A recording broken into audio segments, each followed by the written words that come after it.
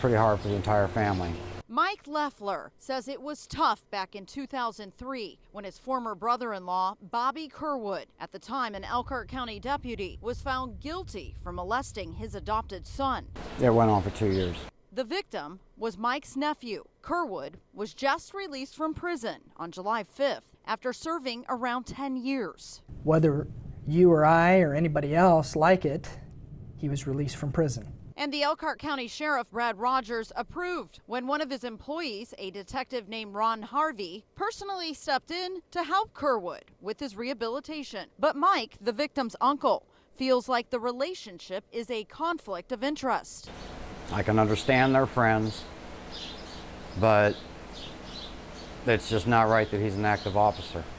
I don't know of anybody else that gets that kind of treatment, or that kind of break for that matter.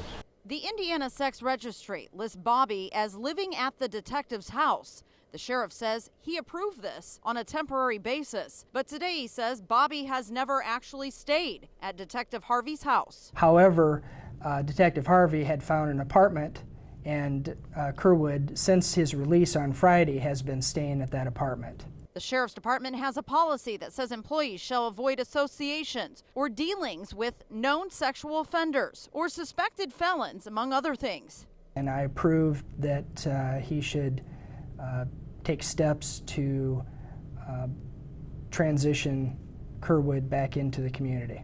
The sheriff doesn't feel that he made an exception to the rules. However, Mike sure does. After I read those procedures myself, it seems to be directly against it. They cut a special break. They got to be on their own.